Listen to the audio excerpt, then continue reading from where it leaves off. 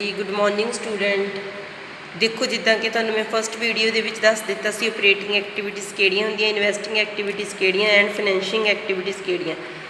अज आपां operating activities करांगे, ठीक है। कैश फ्लो स्टेटमेंट हुंदी है जिहदे विच तीनों एक्टिविटीज़ आउंदियां, operating, investing and financing activities. Clear. तो आपां की करना अज ऑपरेटिंग एक्टिविटीज़ मतलब फस्ट पार्ट करते हैं। ऑपरेटिंग एक्टिविटीज़ किद्दां प्रिपेयर होंदियां, परफॉर्म आगा देखो जिद्दां कि बुक ते तुहाडे पेज नंबर 464 ते परफॉर्मा बनिया होया। क्लीयर। आ परफॉर्म आगा देखो, आ चीज़ तो स्टार्टिंग होंदी है, ये सारा परफॉर्मा बनिया होया। देखो इत्थे तक आ तुहाडा ऑपरेटिंग एक्टिविटीज़, ठीक है। फिर आ इन्वेस्टिंग आ जानी, आ फाइनैंसिंग आ जानी। हुण जिवें तुहानूं कहां इहनूं लर्न कर लो, तुसीं नहीं कर सकते। इहनूं हुण मैं समझाउंदी हां तुहानूं, क्योंकि ये थोड़ा जिहा ना समझाउण वाला गा जिहदे नाल तुहानूं पता लगू। बुक ते हुण बहुत वड्डा परफॉर्मा दिता होया, बट मैं इहनूं शॉर्टकट दे विच मतलब ठीक है दसदी हां तुहानूं, क्योंकि इन्ना वड्डा परफॉर्मा कोई बच्चा लर्न नहीं कर सकता। तो मैं तुहानूं परफॉर्मा देखो किद्दां शॉर्ट दे विच प्रिपेयर कीता परफॉर्मा, क्योंकि जे तुसीं ये जिहड़ा हुण मैं परफॉर्मा दिखा रही हाँ, ये मैं ऑल न्यूमेरिकल जिन्ने भी प्रैक्टिकल प्रॉब्लम्स ने ये सारियां विच आउणगियां, कोई भी मतलब नवां पॉइंट नहीं आऊगा। बार बार यही चीज़ां रिपीट होंदियां ने। बुक ते कुछ ज़्यादा चीज़ां दे दिंदे, बट इन्नियां नहीं। सम दे विच जिन्नियां चीज़ां रिपीट होंदियां, मतलब मैंने शॉर्ट दे विच बना लिया परफॉर्म। सब तो पहलां देखो तुसीं नैट प्रॉफिट लैना, ठीक है। नैट प्रॉफिट हुण तुहानूं पता ही है जिहड़ा प्रॉफिट एंड लॉस दे विचों आउंदा हुंदा, ठीक है। नैट प्रॉफिट दे विच टैक्स ऐड करना। टैक्स किहड़े वाला? मेड वाला, ठीक है। मेड मतलब जिहड़ा पहलां ही ऑलरेडी बनिया पिया गा। तो कोई भी किसी भी तरह का प्रपोज्ड डिविडेंड आ, जां किसी भी टाइप्स का डिविडेंड आ, इंटीरियम डिविडेंड आ, जां सिंपल डिविडेंड आ, तो जनरल रिजर्व। जनरल रिजर्व जे तो वध रहा तो वधाउणा प्लस करना, जे घट रहा तो माइनस करना। क्लीयर। ਇਹਦਾ ध्यान रखना जनरल रिजर्व का कल्ले का होर डिविडेंड वगैरह तो तुसीं प्लस ही करने। क्लीयर। सब तो पहले नैट प्रॉफिट ले लेना, वो टैक्स मेड वाला प्लस कर देना, डिविडेंड किसी तरह का वो प्लस कर देना, तो जनरल रिजर्व जो घट रहा तो घटा देना, माइनस कर देना, जो वध रहा तो प्लस कर देना। थोड़ा ये नैट प्रॉफिट बिफोर टैक्स आ जाओ, इनू नंबर 1 लिख लिया समझ लो आप। ये पहला स्टैप आ तुहाडा। पहला तुसीं इन्नी चीज़ नू माइंड विच रखना कि तुसीं नैट प्रॉफिट बिफोर टैक्स किद्दां करना गा। क्लीयर। फिर तुसीं परफॉर्मा बनाउणा। देखो चाहे तुसीं आ चीज़ है ना जिहड़ी मैं कीती आ, नैट प्रॉफिट टैक्स डिविडेंड ते जनरल रिजर्व ऐड करना, चाहे तुसीं वो परफॉर्मे विच ही कर लो, ठीक है। मैं proforma net profit before tax तो स्टार्ट करता, चाहे तुसीं आ चीज़ भी परफॉर्मे विच ही ले लेंदे, कोई प्रॉब्लम नहीं सी, ठीक है। हुण देखो particular detail amount net profit before tax आ गया तुहाडा। क्लीयर। हुण इहदे विच नॉन कैश आइटम ऐड करनियां ने। नॉन कैश आइटम मैं पहले ही दसियां ने, जिन्हां दा कैश नाल कोई वास्ता नहीं हुंदा, कैश नाल जिहड़ियां रिलेटेड नहीं हुंदियां ने, विदाउट कैश हुंदियां ने, जिवें डेप्रीशिएशन, ठीक है। हुण तुहाडा नैट प्रॉफिट तो घटदा ही है, तुहानूं ये तो पता ही है। नैट प्रॉफिट तो विचों नैट प्रॉफिट किद्दां कढदे हो तुसीं? डेप्रीशिएशन माइनस करके कढदे। जिहड़ियां चीज़ां तुसीं माइनस करदे हो हुण वो प्लस कर देणियां ने। नॉन कैश आइटम जिवें डेप्रीशिएशन हो गया, गुडविल तुहाडी रिटन ऑफ होगी, ਇਹਦਾ भी कैश ना कोई मतलब लिंक नहीं है। प्रीलिमिनरी एक्सपेंस ਜਿਹੜੇ अचानक हो जाते हैं, कॉन्टीजेंट होंगे ने, प्रीलिमिनरी एक्सपेंस भी तुसी ऐड करने ने। Discount on issue of share and debenture, जो तुसी शेयर इशू किए सी जां डिवेंचर इशू किए सी, तुहानूं डिस्काउंट हो गया, वो भी तुसी कैश ना कोई संबंध नहीं, वो भी प्लस करने ने। पेटेंट ते ट्रेडमार्क्स देखो, गुडविल भी रिटन ऑफ आ, गुडविल भी इंटेंजिबल आ, पेटेंट भी तो ट्रेडमार्क भी। कोई भी इंटेंजिबल एसट्स आ रिटन ऑफ हो रही है, उन्होंने प्लस कर दो सिंपल, क्योंकि इंटेंजिबल एसट्स का कैश नाल कोई संबंध नहीं है। क्लीयर। कोई भी इंटेंजिबल एसट्स आ अगर वो डिक्रीज़ हो रही है, रिटन ऑफ हो रही है, तो उन्होंने प्लस कर दो। क्लीयर। तो उस तो बाद interest on debenture and long term borrowing, कोई डिवेंचर ते जां कोई लॉन्ग टर्म बोरिंग ते इंटरस्ट आ, ठीक है, ये भी कैश नाल रिलेटेड नहीं हुंदा गा, कैश नाल दा कोई संबंध नहीं, ये भी प्लस करना। जां तुसी कोई सेल कर रहे हो, एसट्स नूं बेच रहे हो, एसट्स नूं बेच के लॉस हो रहा गा, तो वो भी प्लस करना। ये गिनती दे देखो 1 2 3 4 5 6 7 मतलब 7 पॉइंट ने जिहड़े तुसी याद करने नॉन कैश आइटम, तो ये तो ज़्यादा कुछ नहीं आता। ये 7 आइटम ने जिहड़ियां तुसी प्लस करनियां ने। नॉन कैश आइटम आ डेप्रीशिएशन, गुडविल रिटन ऑफ, कोई भी intangible assets, patent and trademarks written off हो गया, प्रीलिमिनरी एक्सपेंस हो गए, डिस्काउंट हो गया, ठीक है, इंटरस्ट एंड डिवेंचर हो गया जां लॉस हो गया। देखो ज़्यादातर की आता, एक तो डेप्रीशिएशन तुहाडे ज़्यादातर न्यूमेरिकल किहड़े आउंदे टॉपिक, एक डेप्रीशिएशन ज़्यादा आउंदा, एक गुडविल हरेक सम दे विच हुंदा गा, एक तुहाडा इंटरस्ट ऑन डिवेंचर हुंदा, एक लॉस हुंदा। ਇਹ 4 ਪੁਆਇੰਟ ਤਾਂ ਹਰੇਕ ਨੂਮੈਰੀਕਲ 'ਚ ਹੈਗੇ ਆ। ਡੈਪਰੀਸ਼ੀਏਸ਼ਨ ਤੇ ਗੁੱਡਵਿਲ ਤਾਂ 100% ਹਰੇਕ ਸਮ ਦੇ ਵਿੱਚ ਆਊਗਾ ਹੀ ਆਊਗਾ, ਠੀਕ ਆ। ਕਹਿ ਲਓ 90% ਤੁਹਾਡੀਆਂ ਚਾਰੇ ਚੀਜ਼ਾਂ ਹੁੰਦੀਆਂ ਨੇ, ਡੈਪਰੀਸ਼ੀਏਸ਼ਨ, ਗੁੱਡਵਿਲ, ਇੰਟਰਸਟ ਔਨ ਡਿਵੈਂਚਰ ਤੇ ਲੋਸ। ਜਿਹੜਾ ਪ੍ਰੀਲਿਮਰੀ ਆ ਡਿਸਕਾਊਂਟ ਆ ਇਹ ਬਹੁਤ ਰੇਅਰ ਆ, ਮਤਲਬ 20% ਆ ਕਿਸੇ ਸਮ ਦੇ ਵਿੱਚ ਹੀ ਆਉਂਦਾ, ਜ਼ਿਆਦਾ ਨਹੀਂ ਆਉਂਦਾ। ਕਲੀਅਰ ਹੈ ਬੇਟਾ। ਸਭ ਤੋਂ ਪਹਿਲਾਂ ਤੁਸੀਂ ਕੀ ਕਰਨਾ, ਨੈਟ ਪ੍ਰੋਫਿਟ ਆ ਉਹਦੇ 'ਚ ਟੈਕਸ ਤੇ ਡਿਵੀਡੈਂਡ ਤੇ ਜਨਰਲ ਰਿਜ਼ਰਵ ਐਡ ਕਰ ਦੇਣਾ, ਤੁਹਾਡਾ ਨੈਟ ਪ੍ਰੋਫਿਟ ਬਿਫੋਰ ਟੈਕਸ ਆ ਜਾਊਗਾ। ਹੁਣ ਨੈਟ ਪ੍ਰੋਫਿਟ ਬਿਫੋਰ ਟੈਕਸ ਦੇ ਵਿੱਚ ਨੋਨ ਕੈਸ਼ ਆਈਟਮ ਐਡ ਕਰ ਦੇਣੀਆਂ, ਇਹ 7 ਆਈਟਮ ਜਿਹੜੀਆਂ ਤੁਹਾਨੂੰ ਮੈਂ ਦੱਸੀਆਂ ਇਹ ਐਡ ਕਰ ਦੇਣੀਆਂ, ਤੇ ਨੋਨ ਕੈਸ਼ ਆਈਟਮ ਜਿਹੜੀਆਂ ਇਨਕਮ ਸਾਈਡ ਹੁੰਦੀਆਂ ਨੇ ਉਹ ਲੈਸ ਕਰ ਦੇਣੀਆਂ। ਜਿਵੇਂ ਦੇਖੋ ਲੋਸ ਹੋਇਆ, ਐਸਟਸ ਨੂੰ ਸੇਲ ਕਰਕੇ ਲੋਸ ਹੋਇਆ, ਪਲੱਸ ਕੀਤਾ ਸੀ। ਅਗਰ ਇਨਕਮ ਹੋ ਰਹੀ ਹੈ, ਪ੍ਰੋਫਿਟ ਹੋ ਰਿਹਾ, ਗੇਨ ਹੋ ਰਿਹਾ ਸੇਲ ਐਸਟਸ ਨੂੰ ਸੇਲ ਕਰਕੇ, ਤਾਂ ਉਹ ਮਾਈਨਸ ਕਰਨਾ। ਜਾਂ ਕੋਈ ਇਨਵੈਸਟ ਕੀਤਾ ਪੈਸਾ ਉਹ 'ਤੇ ਇੰਟਰਸਟ ਆ, ਉਹ ਵੀ ਤੁਸੀਂ ਕੀ ਕਰ ਦੇਣਾ, ਮਾਈਨਸ ਕਰ ਦੇਣਾ। ਤਾਂ ਇਹ ਤੁਹਾਡਾ ਆ ਜਾਊਗਾ net profit before WCC। WCC means working capital changes, ਠੀਕ ਹੈ। ਇਹ ਤੁਹਾਡਾ ਮੇਨ ਟੌਪਿਕ ਆ। ਸਭ ਤੋਂ ਪਹਿਲਾ step profit before tax find out ਕਰਨਾ। ਨੰਬਰ 2 ਤੇ non cash item expense plus ਕਰ ਦੇਣੇ ਆ, ਇਨਕਮ ਮਾਈਨਸ ਕਰ ਦੇਣੀ ਆ, ਤਾਂ ਤੁਹਾਡਾ net profit before working capital changes ਆ ਜਾਊਗਾ। ਹੁਣ ਦੇਖੋ net profit before working capital changes ਤੋਂ ਬਾਅਦ ਦੇਖੋ ਕੀ ਕਰਨਾ, ਨੈਕਸਟ ਸਟੈਪ ਕੀ ਆ, net profit before working capital changes ਆ ਗਿਆ। ਹੁਣ ਇਹਦੇ ਵਿੱਚ ਐਡ ਕਰ ਦੇਣੀ ਆ, ਅਗਰ ਤਾਂ ਕਰੰਟ ਐਸੈਟਸ ਡਿਕਰੀਜ਼ ਹੋ ਰਹੀ ਆ, ਘਟੀ ਆ, ਠੀਕ ਆ, ਤਾਂ ਤੁਸੀਂ ਵਧਾ ਦੇਣੀ ਆ। ਵਧਾ ਦੇਣ ਦਾ ਮਤਲਬ ਹੁੰਦਾ ਪਲੱਸ ਕਰ ਦੇਣੀ। ਕਰੰਟ ਐਸੈਟਸ ਦਾ ਇੱਥੇ ਲਿਖ ਵੀ ਲਓ ਭਾਵੇਂ, ਠੀਕ ਹੈ। ਕਰੰਟ ਐਸੈਟਸ ਦਾ ਜਿਹੜਾ ਉਹਦਾ ਡਾਇਰੈਕਟ ਰਿਲੇਸ਼ਨ ਆ ਤੇ ਕਰੰਟ ਲਾਇਬਿਲਿਟੀ ਦਾ ਇਨਡਾਇਰੈਕਟ ਰਿਲੇਸ਼ਨ ਆ। ਦੇਖੋ ਕਰੰਟ ਐਸੈਟਸ ਵਧੀਆ, ਕਰੰਟ ਐਸੈਟਸ ਦਾ ਇਨਡਾਇਰੈਕਟ ਆ, ਕਰੰਟ ਲਾਇਬਿਲਿਟੀ ਦਾ ਡਾਇਰੈਕਟ ਆ। ਹੁਣ ਕਰੰਟ ਐਸੈਟਸ ਜੇ ਘਟ ਰਹੀ ਆ, ਠੀਕ ਹੈ, ਕਰੰਟ ਐਸੈਟਸ ਦਾ ਇਨਡਾਇਰੈਕਟ ਰਿਲੇਸ਼ਨ ਆ ਤੇ ਕਰੰਟ ਲਾਇਬਿਲਿਟੀ ਦਾ ਡਾਇਰੈਕਟ ਆ। ਅਗਰ ਕਰੰਟ ਐਸੈਟਸ ਘਟ ਰਹੀ ਆ ਤਾਂ ਵਧਾ ਦਿਓ, ਐਡ ਕਰ ਦਿਓ। ਅਗਰ ਕਰੰਟ ਐਸੈਟਸ ਵੱਧ ਰਹੀ ਆ ਤਾਂ ਮਾਈਨਸ ਕਰ ਦਿਓ। ਕਰੰਟ ਲਾਇਬਿਲਿਟੀ ਵਧੀ ਆ ਤਾਂ ਵਧਾਣੀ ਆ, ਪਲੱਸ ਹੀ ਕਰਨੀ ਆ, ਘਟੀ ਆ ਤਾਂ ਘਟਾਣੀ ਹੋਈ ਆ, ਲੈਸ ਹੀ ਕਰਨੀ ਆ। ਕਲੀਅਰ। ਤਾਂ net profit before working capital changes 'ਚ ਆਹ ਚੀਜ਼ਾਂ ਐਡ ਤੇ ਲੈਸ ਕਰਨ ਤੋਂ ਬਾਅਦ ਤੁਹਾਡਾ ਕੈਸ਼ ਜਨਰੇਟ ਆ ਜਾਊਗਾ। ਕੈਸ਼ ਜਨਰੇਟ ਦੇ ਵਿੱਚ ਤੁਸੀਂ ਟੈਕਸ ਪੇਡ ਮਾਈਨਸ ਕਰ ਦੇਣਾ, ਤਾਂ ਤੁਹਾਡਾ cash flow from operating activities, ਉਹ ਇਹ ਆਪਰੇਟਿੰਗ ਐਕਟੀਵਿਟੀਜ਼।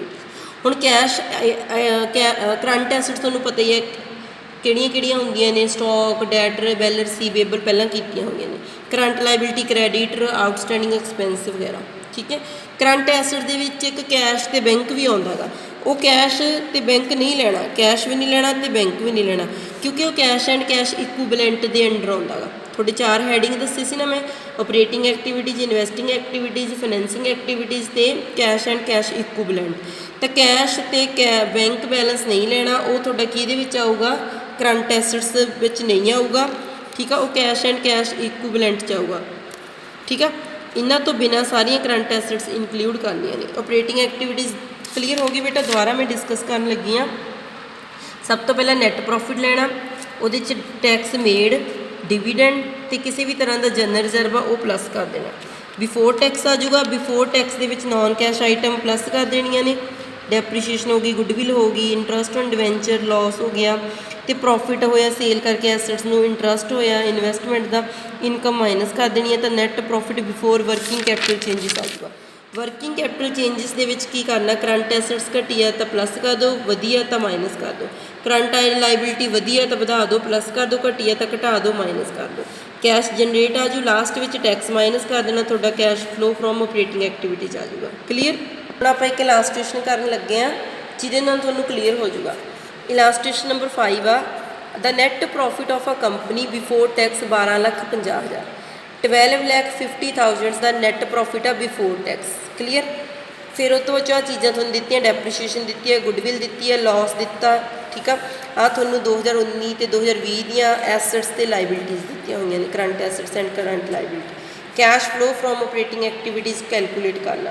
ਹੁਣ ਅਕੋਰਡਿੰਗ ਟੂ ਪਰਫੋਰਮ ਆ, ਸਭ ਤੋਂ ਪਹਿਲਾਂ ਤੁਸੀਂ ਕੀ ਲੈਣਾ, ਅਕੋਰਡਿੰਗ ਟੂ ਪਰਫੋਰਮ ਇਹਦੇ ਸਭ ਤੋਂ ਪਹਿਲਾਂ ਤੁਸੀਂ ਨੈਟ ਪ੍ਰੋਫਿਟ ਲੈਣਾ ਗਾ। ਉਹਦੇ ਵਿੱਚ ਆਹ ਚੀਜ਼ਾਂ ਟੈਕਸ, ਡਿਵੀਡੈਂਡ ਤੇ ਜਨਰਲ ਰਿਜ਼ਰਵ ਐਡ ਕਰਕੇ ਬਿਫੋਰ ਟੈਕਸ ਫਾਈਂਡ ਆਊਟ ਕਰਨਾ।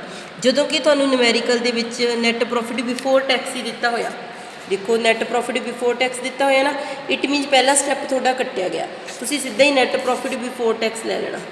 ਕਲੀਅਰ, ਲੈ ਲਿਆ। ਹੁਣ ਇਹਦੇ ਵਿੱਚ ਨੈਟ ਪ੍ਰੋਫਿਟ ਬਿਫੋਰ ਟੈਕਸ ਵਿੱਚ ਕੀ ਐਡ ਕਰਨੀ ਹੈ, ਨੋਨ ਕੈਸ਼ ਆਈਟਮ ਕਿਹੜੀਆਂ ਕਿਹੜੀਆਂ ਨੇ, ਡੈਪਰੀਸ਼ੀਏਸ਼ਨ ਆ, ਗੁੱਡਵਿਲ ਆ, ਕੋਈ ਲੋਸ ਆ, ਇੰਟਰਸਟ ਆ, ठीक है। हुण देखो तुहानूं आ दित्तियां होईयां ने डेप्रीशीएशन दित्ती हुई आ, गुडविल भी रिटन ऑफ हुई है, लॉस होएगा। इट मीन ये तीनों प्लस हो जाएंगियां 25,000 15,000 12,000। नैट प्रॉफिट बिफोर टैक्स दे विच डेप्रीशीएशन गुडविल ते लॉस प्लस कर देना। आ देखो ऐड करतियां डेप्रीशीएशन गुडविल ते लॉस, क्लीयर। लॉस ऐड करके तुहाडा आ जाऊगा इन्ना आंसर, ठीक है। ठीक है बेटा, clear. Net profit before tax तुहानूं 12,50,000 का दिता सी, उस डेप्रीशीएशन गुडविल ते लॉस ऐड कर देना। आ देखो नैट प्रॉफिट बिफोर टैक्स 12,50,000, ये ऐड करती नॉन कैश आइटम, डेप्रीशीएशन ऐड करती, गुडविल ऐड करती तो लॉस ऐड करता, तुहाडा की आ गया 13,02,000 13,02,000। ये की आ गया तुहाडा net profit before working capital changes, ठीक है। Net profit before working capital changes, ठीक है। हुण तुहाडा इन्ना आ गया। हुण तुसीं इहदे विच की करनी है, हुण तुसीं करंट एसेट्स ते करंट लाइबिलिटीज़ देखणियां ने, ठीक है। हुण करंट एसेट्स करंट लाइबिलिटी देखो तुहानूं दित्तियां होईयां आ 2019 दी आ 2020 दी आ। हुण देखो बैल रिसीवेबल की आ तुहाडा करंट एसेट्स, ठीक है। इत्थे लिख दो current assets, bill payable current liability, debtor current assets, stock in hand current assets, outstanding expense current liability. हुण देखो एसेट्स देख लो पहला, बैल रिसीवेबल तुहाडा करंट एसेट्स तुहाडी बैल रिसीवेबल 25,000 तो 15,500 हो गया। 2019 च 25,000 सी ते 2020 च 15,500 हो गया। हुण देखो कितना घट गया, 25,000 दे विच्चों 15,500 माइनस किया तुहाडा आ गया 9,500। डैट मीनस की हो गया तुहाडा पहला 25 सी फिर 15,500 हो गया, घट गया। हुण देखो करंट एसेट्स जे इत्थे घट रही आ तो तुसीं सॉल्यूशन च की करनी आ, वधाउणी आ। करंट एसेट्स दा ऑल्टा रिलेशन आ, इनडायरैक्ट आ, मतलब ऑल्टा रिलेशन है, इनडायरैक्ट रिलेशन आ। हुण देखो बैल रिसीवेबल तुहाडा घटदा इत्थे तां इत्थे वधा देना सॉल्यूशन दे विच, ठीक है। जे घटदा गा तां तुसीं ਵਧਾਉਣਾ ਗਾ, जे ਵੱਧਦਾ ਗਾ ਤਾਂ ਤੁਸੀਂ ਘਟਾਉਣਾ। ਹੁਣ ਕਰੰਟ बैल रिसीवेबल 25 ਤੋਂ 15,500 ਹੋ ਗਿਆ, ਡੈਟ ਮੀਨਸ ਘਟ ਗਿਆ। ਕਿੰਨਾ ਘਟ ਗਿਆ, ਡਿਕਰੀਜ਼ ਹੋ ਗਿਆ। ਡਿਕਰੀਜ਼ ਹੋਇਆ ਤਾਂ ਤੁਸੀਂ ਕੀ ਕਰ ਦੇਣਾ, ਇਨਕਰੀਜ਼ ਕਰ ਦੇਣਾ ਬੁੱਕ 'ਤੇ। ਤਾਂ ਤੁਸੀਂ ਇੱਥੇ ਕੀ ਲਿਖੋਗੇ, ਇੱਥੇ ਲਿਖੋਗੇ ਡਿਕਰੀਜ਼ ਇਨ ਕੀ ਸੀਗਾ बैल रिसीवेबल BR ਕਿੰਨਾ ਡਿਕਰੀਜ਼ ਹੋਇਆ 95 ਡਿਕਰੀਜ਼ ਹੋਇਆ ਨਾ। ਇਟ ਮੀਨਸ ਆਪਾਂ ਇਨਕਰੀਜ਼ ਕਰ ਦੇਣਾ, ਪਲੱਸ ਕਰ ਦੇਣਾ, ਐਡ ਕਰ ਦੇਣਾ, क्लीयर। ਹੁਣ ਨੈਕਸਟ ਦੇਖੋ ਬੇਟਾ बैल पेएबल, ये बाद च लवांगे, पहले करंट एसेट्स ले लेने। हुण डैटर तुहाडा की होयागा 30,000 तो 38, डैटर भी तुहाडा इनक्रीज हो गया। हुण डैटर तुहाडा इनक्रीज होया तो की करांगे आप, डिक्रीज करांगे। दोबारा दस दियाँ करंट एसेट्स का ऑल्टा रिलेशन आ, इनडायरैक्ट आ, जे घटिया तो वधाउणा गा, जे वधिया तो घटाउणा। हुण तुहाडा देखो डैटर तुहाडा वध गया 30,000 तो 38,800 हो गया, वधिया गा तो तुसीं घटा देना। इत्थे की लिख देना, घटाउणा गा। लिखना मूहरे की है, इनक्रीज इन डैटर, क्योंकि इनक्रीज होया वधिया। किन्ने इनक्रीज होए डैटर, इनक्रीज इन डैटर होया तुहाडे 88, ठीक है। 88 माइनस करके ले लेना, क्लीयर। 88 मतलब 30,000 सो 38,000 माइनस करके 8,800 आ जाऊगा, वो तुसीं माइनस कर देना। इत्थे तुसीं ब्रैकेट बना सकते हो, या तो मूहरे ऐड लैस लिख दिया करो, जिमें देखो बुक ते लिखिया ऐड एंड लैस किया होया, ठीक है। इदां कि डिक्रीज इन करंट एसेट्स ते इनक्रीज इन करंट लाइबिलिटी ऐड करनी है। हुण डिक्रीज जिहड़ी करंट एसेट्स आ वो ऐड करनी है, तो इनक्रीज करंट लाइबिलिटी ऐड करनी है। इनक्रीज करंट एसेट्स माइनस करनी है, डिक्रीज करंट लाइबिलिटी माइनस करनी है। देखो करंट लाइबिलिटी का डायरैक्ट रिलेशन आ इनक्रीज हुई है करंट लाइबिलिटी तो आप ऐड कर रहे हैं, इनक्रीज कर रहे हैं। करंट लाइबिलिटी डिक्रीज हुई है तो आप लैस करते हैं, डिक्रीज कर रहे हैं, ठीक है। तो हुण करंट एसेट्स तुहाडी डिक्रीज हुई है तो आप ऐड करी जाने, ऑल्टा रिलेशन हो गया, डिक्रीज हुई है बट आप इनक्रीज कर रहे हैं, प्लस कर रहे हैं। तो करंट एसेट थोड़ी इनक्रीज हो रही है तो आप लैस कर रहे हैं, ठीक है। ਜਾਂ ਤਾਂ ਤੁਸੀਂ इदा लिख लो, नहीं लिखना तो ਤੁਸੀਂ डिक्टो सीधा भी इदा भी कर सकते हो, ठीक है, जिदा मैं दस रही हाँ। ਹੁਣ देखो डैटर भी हो गया। स्टॉक इन हैंड 18,000 तो 14,000 हो गया। 19 च 18,000 सी तो 20 च 14,000 हो गया, घट गया 4,000 का। डैट मीनस आप की करांगे 4,000 घटिया तो आप वधा देंगे, ठीक है। इत्थे लिख देंगे डिक्रीज इन स्टॉक 4000 ਇਹਨੂੰ ਪਲੱਸ ਕਰ ਦਾਂਗੇ। ਤੁਸੀਂ ਬ੍ਰੈਕਟ ਇੱਥੇ ਬਣਾ ਦਿਆ ਕਰੋ, ਉਹਦਾ ਮਤਲਬ ਲੈਸ ਹੁੰਦਾ, ਜੇ ਨਹੀਂ ਬ੍ਰੈਕਟ ਬਣਾਉਂਦੇ ਤਾਂ ਉਹਦਾ ਮਤਲਬ ਪਲੱਸ ਹੁੰਦਾ। ਹੁਣ 95 ਮੈਂ ਪਲੱਸ ਕਰੂੰਗੀ, 4000 ਵੀ ਪਲੱਸ ਕਰੂੰਗੀ, ਆ ਕਿੰਨਾ ਗਿਆ 8800 ਮਾਈਨਸ ਕਰੂੰਗੀ। ਕਲੀਅਰ। ਹੁਣ ਨੈਕਸਟ ਆ ਜਾਓ ਕਰੰਟ ਲਾਇਬਿਲਿਟੀ। ਬਿੱਲ ਪੇਬਲ 10000 ਤੋਂ ਤੁਹਾਡਾ 12000 ਹੋ ਗਿਆ, 12500। ਬਿੱਲ ਪੇਬਲ ਕਰੰਟ ਲਾਇਬਿਲਿਟੀ ਹੈ, ਲਾਇਬਿਲਿਟੀ ਇਨਕਰੀਜ਼ ਹੋ ਗਈ 2500 ਦੀ, ਤਾਂ 2500 ਆਪਾਂ ਇਨਕਰੀਜ਼ ਕਰ ਦਾਂਗੇ। ਠੀਕ ਹੈ ਕਿ ਵਧੀਆ ਤਾਂ ਵਧਾ ਦਾਂਗੇ। ਇਨਕਰੀਜ਼ ਇਨ ਬਿੱਲ ਪੇਬਲ 2500, ਮਤਲਬ 2500 ਦੀ ਇਨਕਰੀਜ਼ ਹੋ ਗਈ ਤਾਂ ਪਲੱਸ ਕਰਤੀ। ਦੈਨ ਨੈਕਸਟ ਦੇਖੋ ਆਊਟਸਟੈਂਡਿੰਗ ਐਕਸਪੈਂਸ 8 ਤੋਂ 7 ਹੋ ਗਏ, ਮਤਲਬ ਘਟ ਗਈ। ਘਟਿਆ ਤਾਂ ਘਟਾ ਦਾਂਗੇ, ਕਰੰਟ ਲਾਇਬਿਲਿਟੀ ਵਧੀਆ ਤਾਂ ਵਧਾਉਣੀ ਆ, ਘਟੀਆ ਤਾਂ ਘਟਾਉਣੀ ਆ। ਹੁਣ ਇੱਥੇ ਕੀ ਲਿਖ ਦਾਂਗੇ, ਡਿਕਰੀਜ਼ ਇਨ ਆਊਟਸਟੈਂਡਿੰਗ ਐਕਸਪੈਂਸ 1000 ਡਿਕਰੀਜ਼ ਹੋਇਆ ਤਾਂ ਇੱਥੇ ਬ੍ਰੈਕਟ ਬਣਾ ਦਾਂਗੇ। ਕਲੀਅਰ। ਹੁਣ ਤੁਸੀਂ ਇਹਦੇ ਵਿੱਚ ਜਿਹੜਾ ਤੁਹਾਡਾ net profit before working capital changes ਆਇਆ, ਆਹ ਪਲੱਸ ਕਰ ਦੇਣਾ, ਜਿਹਦੇ ਮੂਹਰੇ ਬ੍ਰੈਕਟ ਬਣੀ ਆ ਉਹ ਮਾਈਨਸ ਕਰਨਾ, ਦੂਜੀ ਚੀਜ਼ ਪਲੱਸ ਕਰਨੀ ਆ। ਇਹਦੇ ਵਿੱਚ 9500 ਪਲੱਸ ਕਰ ਦੇਣਾ, 4000 2500 ਪਲੱਸ ਕਰ ਦੇਣਾ, 8800 ਮਾਈਨਸ ਕਰ ਦੇਣਾ, 1000 ਮਾਈਨਸ ਕਰ ਦੇਣਾ। ਕਲੀਅਰ। ਤੇ ਜਿਹੜਾ ਤੁਹਾਡਾ ਆਨਸਰ ਆ ਜਾਊਗਾ ਉਹ ਆ ਜਾਊਗਾ 13,82,000। ਠੀਕ ਆ, ਤੁਹਾਡਾ ਆਨਸਰ ਕਿੰਨਾ ਆ ਗਿਆ 130। ਠੀਕ ਹੈ, 882, ਮਤਲਬ 13,82,000 ਇਹ ਤੁਹਾਡਾ ਆਨਸਰ ਆ ਗਿਆ। ਇਹਨੂੰ ਤੁਸੀਂ ਡਿਟੇਲ ਵਾਲੀ ਸਾਈਡ ਨਹੀਂ ਪਾਉਣਾ, ਅਮਾਊਂਟ ਸਾਈਡ ਪਾਉਣਾ, ਇੱਧਰ ਪਾਉਣਾ ਆਨਸਰ ਨੂੰ। 130 8200 ਇਹ ਲਿਖ ਦੇਣਾ cash flow from operating activities. ਠੀਕ ਹੈ, ਇੱਦਾਂ ਤੁਸੀਂ ਸਮ ਨੂੰ ਸੋਲਵ ਕਰਨਾ। Okay, thank you so much.